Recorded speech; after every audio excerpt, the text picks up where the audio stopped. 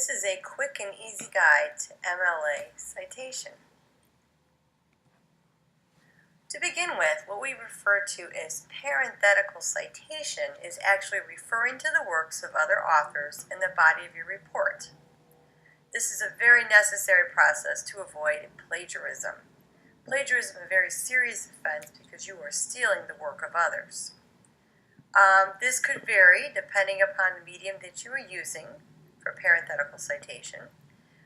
For example, a book would be cited differently than a magazine, or perhaps a play, or a newspaper article. So, to be more specific, you would need to look up each individual case. However, the most common method is to include the author's last name and page number in parentheses following the citation. For example, if you have a direct quote, "Catching fireflies is a great idea," you would follow the parentheses with the author's last name and page number. In the other example, if we have a paraphrase, which is putting the author's ideas in your own words, Mrs. Edmonds says catching fireflies can be fun, you do not need to list the author's name again. You very simply put the page number following it in parentheses. It is important that the first word in the parentheses, which is also known as your signal word, matches the corresponding first word on the works cited page. You must cite everything you have taken from your source. The one exception is common knowledge. This does not need to be cited. This would be things such as the sky is blue and grass is green and other things of that nature. If there is no known author, cite an abbreviated version of the article title, punctuated correctly, along with the page number if you have it. For example, the morning air is crisp today. People's Magazine, page 45. Paraphrasing versus direct quotations is an interesting topic. You should use a direct quote only when the author presents an idea or a concept that simply cannot be said any other way, or when the quote supports your argument.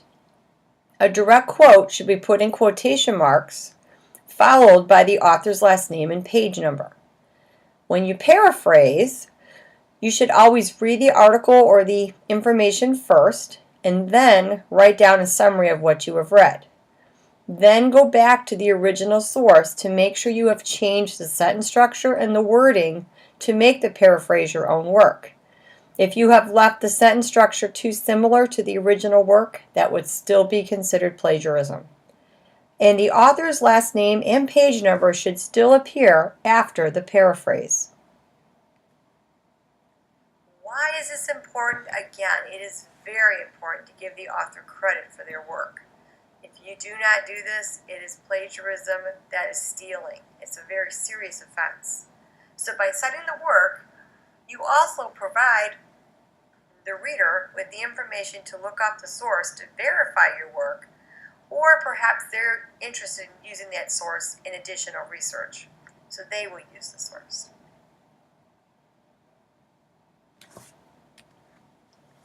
There are special citation circumstances, and there are too many to list on this page. However, different citation situations could include a book without an author, a book with multiple authors, authors with the same last name.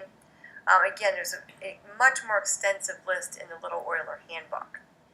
You may also locate these special cases online at the Purdue OWL Writing Lab. It is an excellent resource. Now, once you have finished citing all of the necessary parts of your essay, you now need to compile a list of all the sources that you've actually used in the body of your report. You would take all of those sources once they are in correct MLA format, and once again you can consult your Little Oiler Handbook or Purdue OWL for that format. You would then take these sources and put them in alphabetical order according to the first word in the title.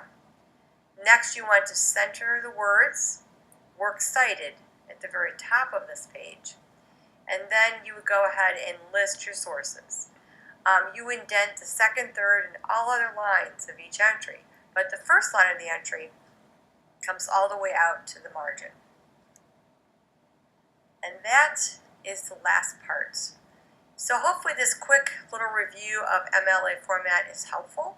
Again, a much more thorough description and definition of each of these individual cases is found in your little Euler handbook, or you could again go online at the Purdue OWL Writing Lab. So hopefully you find this helpful, and again, if you ever have questions, please contact me.